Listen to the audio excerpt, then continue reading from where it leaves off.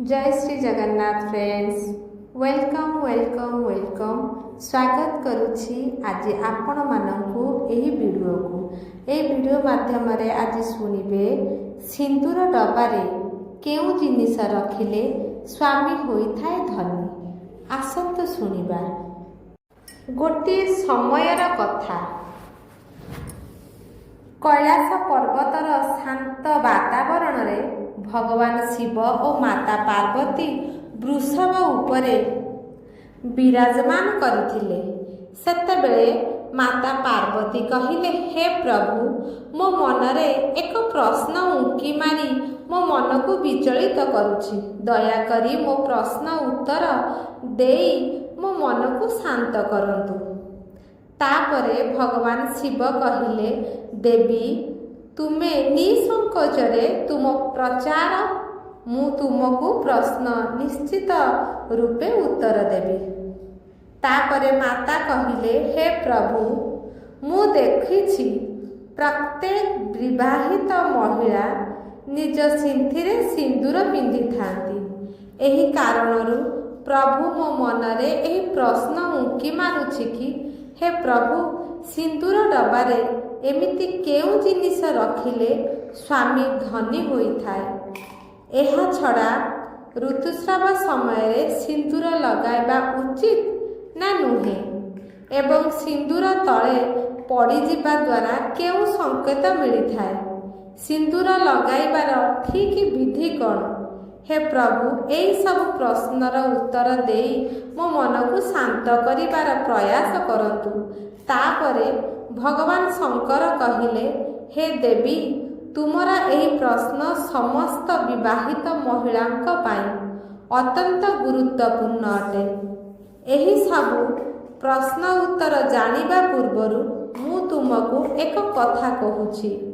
एहाकु मन ध्यान देई सुन, कारण अधा अधूरा ज्ञान विष सहित समान होइथाय। भगवान शिव कहिले, हे देवी, हिंदू धर्म रे विवाहित महिलांक जीवन रे सिंदूरर खास महत्व रहिछि। आपण माने हिंदू धर्मर विवाहित महिला मानकु सिंदूर लगाइबार निश्चय देखिथिबे। हिंदू धर्मर मान्यता अनुसार सिंदूर को विवाहित महिलार सदबार प्रतीक बोली माना जाइथाय और विवाह समय रे सिंदूर दान विधिर खास महत्व रहिछि। एहा परे विवाह को पूर्ण बोली माना जाइथाय और गोटिए थर विवाह होई जिबा परे विवाहित महिला को सिंदूर लगाइबा जरूरी अटे। आजिकालीर सभ्य समाज रे महिला माने विवाहित होई मध्य सिंदूर लगाउ नाहांती। हे देवी पार्वती, आपण जानी आश्चर्य हेबे जे हिंदू धर्मर एही परंपरा को केवल धार्मिक महत्व नुहे बरं केतक नियम रहिछि जहा पालन करिबा अनिवार्य अटे। जेउ महिला माने सिंदूर लगाइबार एही नियम को पालन न करती तांको स्वामी को आर्थिक क्षेत्र रे कष्ट सहिबाकु पड़े। हे देवी पार्वती, एबे सुनतु, सिंदूर लगाइबार केउ केउ नियम रहिछि जहार प्रत्येक विवाहित महिला मानकु पालन करिबा निश्चय उचित अटे। विवाहित महिला मानकु सर्वदा सिंदूर निज पैसा रे किणी करी लगाइबा उचित। केते भी असुविधा बा मजबूरी थाउ ना काहेकि कौनसी अन्य महिला का सिंदूर निज सिंथिरे भरिबा उचित नुहे।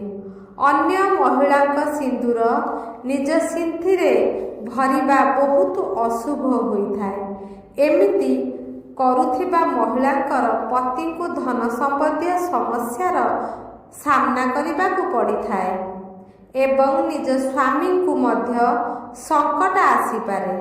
एहा सहित विवाहित महिला मानकु उपहार रे मिलुथिबा सिंदूर ठारू दूरेई रहिबा उचित, कारण शास्त्र रे उपहार रे सिंदूर थिबा सिंदूर उपयोग को अशुभ बोली माना जाइछि। ଏହାଦ୍ୱାରା ଆପଣଙ୍କ ପତି ଓ ଆପଣଙ୍କ ଉପରେ ବିପଦ ଆସିବାର ସମ୍ଭାବନା ବଢ଼ି ଯାଇଥାଏ। ଏହା ଛଡ଼ା ମହିଳାଙ୍କୁ ବିନା ସ୍ନାନ କରି ସିନ୍ଦୁର ଲଗାଇବା ଉଚିତ ନୁହେଁ। ସର୍ବଦା ମହିଳାମାନେ ସ୍ନାନ ସାରି ସର୍ବପ୍ରଥମେ ସିନ୍ଥିରେ ସିନ୍ଦୁର ଲଗାନ୍ତି। ସିନ୍ଦୁର ଲଗାଇବା ସମୟରେ ନିଜର ସ୍ୱାମୀଙ୍କର ଲମ୍ବା ଆୟୁଷ ଓ ସଫଳତା କାମନା କରିଥାନ୍ତି। ଏହାଦ୍ୱାରା ତାଙ୍କର ଭାଗ୍ୟ ପ୍ରବଳ ଶକ୍ତିଶାଳୀ ହୋଇଥାଏ। ମହିଳାମାନେ ସିନ୍ଥିରେ ସିନ୍ଦୁର ଭରିବା ବେଳେ ମାତା ପାର୍ବତୀଙ୍କୁ ଧ୍ୟାନକୁ ଆଣନ୍ତୁ, କାରଣ ଅଖଣ୍ଡ ସୌଭାଗ୍ୟବତୀର ବରଦାନ ମାତା ପାର୍ବତୀଙ୍କ ଠାରୁ ହିଁ ପ୍ରାପ୍ତ ହୋଇଥାଏ। ଘରେ କୌଣସି ପ୍ରକାର ସ୍ୱସ୍ତିକ କିମ୍ବା ଯଦି ମହିଳାଙ୍କର ଋତୁସ୍ରାବ ଆସିଥାଏ ତେବେ ମହିଳାମାନେ ସିନ୍ଦୁର ନ ଲଗାଇବା ଭଲ, କାରଣ ଏପରି ସମୟରେ ସିନ୍ଦୁର ଲଗାଇବା ଦ୍ୱାରା ସିନ୍ଦୁରର ଅପମାନ ହୋଇଥାଏ। ସିନ୍ଦୁର ତଳେ ପଡ଼ିଯିବା ବହୁତ ବଡ଼ ଅଶୁଭ ହୋଇଥାଏ। ଏହି କାରଣରୁ ପିଲାଙ୍କ ଠାରୁ ସିନ୍ଦୁର ଦୂରେଇ ରଖାଯାଏ। ଶାସ୍ତ୍ରରେ ସିନ୍ଦୁର ତଳେ ପଡ଼ିଯିବାକୁ ଅଶୁଭ ବୋଲି ମାନାଯାଇଛି। କେବେ ବି ସିନ୍ଦୁରକୁ କାହା ଆଗରେ ଲଗାଇବା ଉଚିତ ନୁହେଁ। କାହା ଆଗରେ ସିନ୍ଦୁର ଲଗାଇବା ଦ୍ୱାରା ଆପଣଙ୍କ ସମ୍ପର୍କରେ ନଜର ଲାଗିଥାଏ ଓ ସ୍ୱାମୀଙ୍କ ପ୍ରେମ କମ୍ ହୋଇଯାଇଥାଏ। ତାପରେ ଆଗକୁ ଭଗବାନ ଶଙ୍କର କୁହନ୍ତି, ହେ ଦେବୀ, ମହିଳାମାନେ ନିଜ ସିନ୍ଥିରେ ସିନ୍ଦୁର ଭରିବା ପାଇଁ ସର୍ବଦା ଶୁଖିଲା ସିନ୍ଦୁର ବ୍ୟବହାର କରିବା ଉଚିତ। ମହିଳାମାନେ ସିନ୍ଦୁର ଲଗାଇବା ବେଳେ ଯଦି ମଥାରେ ସିନ୍ଦୁର ପଡ଼ିଯାଏ ତେବେ ଶାସ୍ତ୍ରରେ ଏହାକୁ ବହୁତ ଶୁଭ ବୋଲି ମାନାଯାଇଥାଏ। ଏହାର ଅର୍ଥ ଆପଣଙ୍କ ସ୍ୱାମୀ ଆପଣଙ୍କୁ ଅଧିକ ପ୍ରେମ କରିଥାନ୍ତି। ଯଦି ଭୁଲରେ ଆପଣଙ୍କ ହାତରୁ ସିନ୍ଦୁର ତଳେ ପଡ଼ିଯାଏ ତେବେ ତାକୁ ନାଳ ନର୍ଦ୍ଦମାରେ ନ ପକାଇ ଏହାଦ୍ୱାରା ସିନ୍ଦୁରର ଅପମାନ ହୋଇଥାଏ। ପ୍ରଥମେ ଆପଣ ମା ପାର୍ବତୀଙ୍କୁ କ୍ଷମା ମାଗନ୍ତୁ, କାରଣ ସିନ୍ଦୁର ତଳେ ପଡ଼ିଯିବା ଶୁଭ ହୋଇନଥାଏ।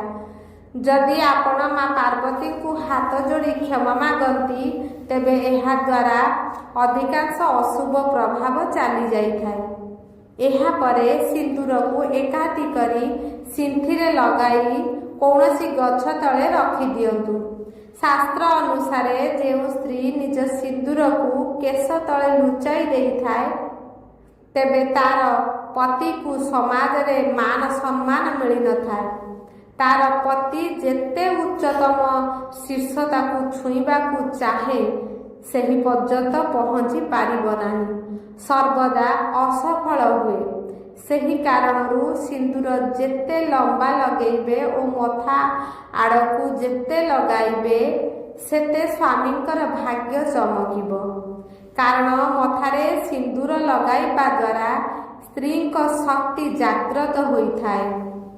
ଶାସ୍ତ୍ରରେ ଏହା ସ୍ପଷ୍ଟ ଭାବରେ କୁହାଯାଇଛି କି ମହିଳାଙ୍କୁ ସର୍ବଦା ନାକର ସିଧାରେ ମଧ୍ୟରେ ସିନ୍ଦୁର ଲଗାଇବା ଉଚିତ। କେବେ କେବେ ଯଦି ମହିଳା ବଙ୍କା ସିନ୍ଦୁର ଲଗାଇ ଦେଇଥାଏ ତେବେ ଶାସ୍ତ୍ରରେ ଏହାକୁ ଅଶୁଭ ବୋଲି ମାନାଯାଇଛି। ଏହିପରି କରିବା ଆପଣଙ୍କୁ ଆପଣଙ୍କ ସ୍ୱାମୀ ଠାରୁ ଦୂରେଇ କରି ଦେଇଥାଏ। ଆଗକୁ ଭଗବାନ ଶଙ୍କର କହିଲେ, ହେ ଦେବୀ, ନବବିବାହିତ ମହିଳାଙ୍କ ବିବାହ ସମୟରେ ଯେତେବେଳେ ତାଙ୍କ ସିନ୍ଥିରେ ସିନ୍ଦୁର ଲଗାଯାଇଥାଏ ସେମାନେ ସେବେଠାରୁ ଶପଥ ନେବା ଉଚିତ ଯେ ନିଜ ସିନ୍ଦୁରକୁ ସର୍ବଦା ସମ୍ଭାଳିକି ରଖିବେ। ଯଦି କୌଣସି କାର୍ଯ୍ୟ ବା ପୂଜା ଆପଣଙ୍କ ଘରେ ହୋଇଥାଏ ତେବେ ସେହି ସମୟରେ ଅଳ୍ପ ଅଳ୍ପ ସିନ୍ଦୁର ଲଗାନ୍ତୁ। ଏହାଦ୍ୱାରା ବିବାହ ସମୟରେ ଆପଣଙ୍କୁ ଯେଉଁ ଆଶୀର୍ବାଦ ମିଳିଥାଏ ତାହା ସର୍ବଦା ଆପଣଙ୍କୁ ଆପଣଙ୍କ କାର୍ଯ୍ୟରେ ସଫଳ ପ୍ରଦାନ କରିଥାଏ ତଥା ଆପଣଙ୍କ ପରିବାରରେ ଖୁସି ଏବଂ ସୁଖ ସମୃଦ୍ଧି କରି ରଖିଥାଏ।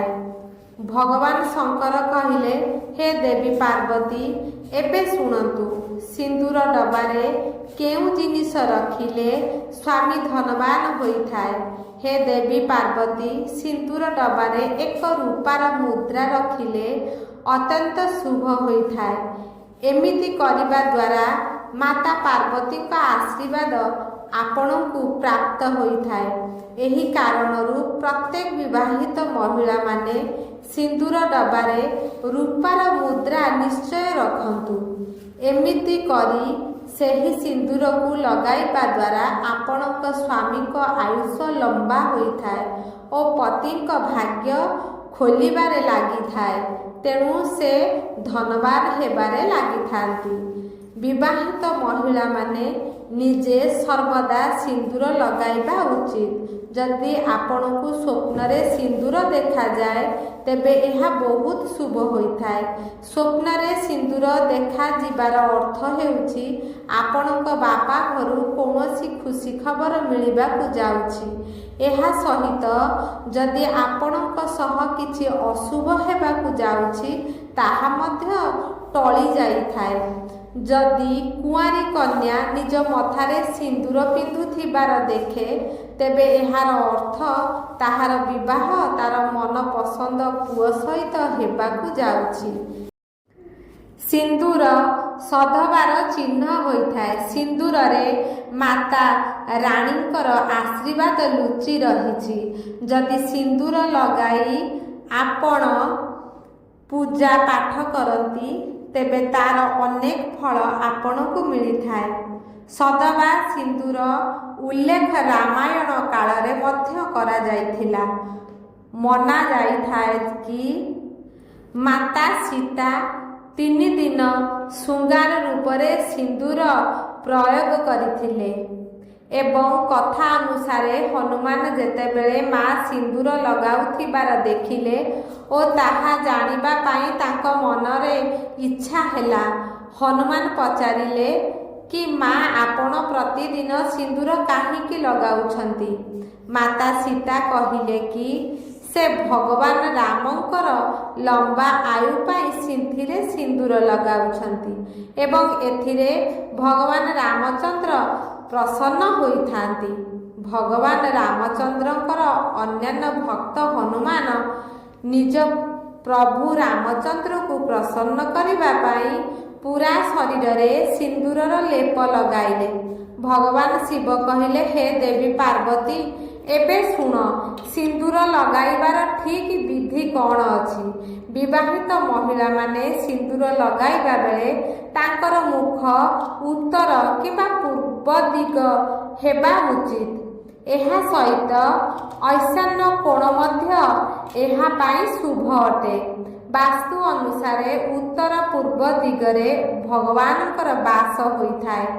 ଏହି ଦିଗ ଆଡ଼କୁ ମୁହଁ କରି ସିନ୍ଦୁର ଲଗାଇବା ଦ୍ୱାରା ଈଶ୍ୱରଙ୍କର ଆଶୀର୍ବାଦ ପ୍ରାପ୍ତ ହୋଇଥାଏ।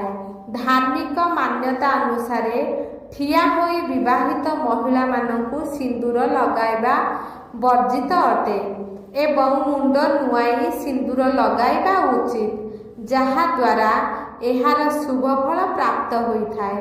ଏହିପରି କରିବା ଦ୍ୱାରା ଘରେ ସୁଖ ଶାନ୍ତି ଲାଗି ରହିଥାଏ ଓ ପତିଙ୍କ ଆୟୁଷ ଲମ୍ବା ହୋଇଥାଏ।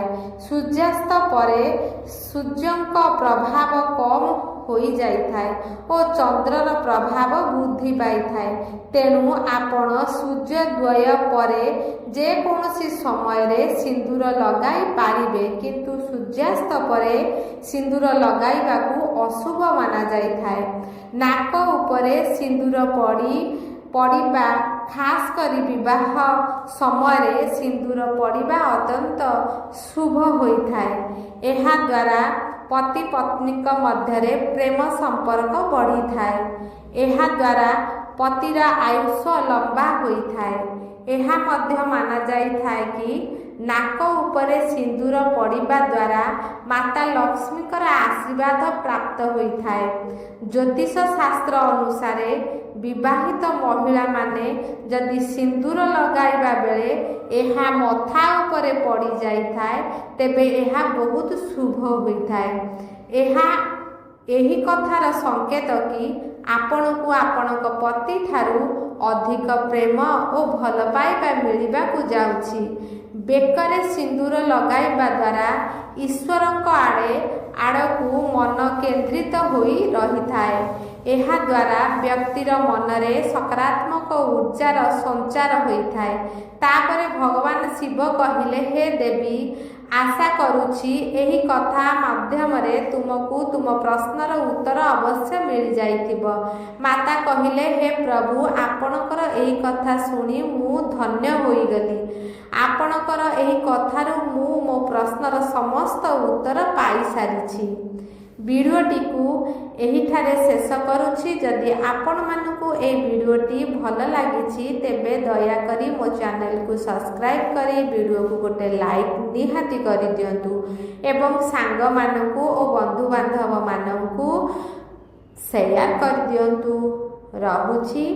ଜୟ ଶ୍ରୀ ଜଗନ୍ନାଥ।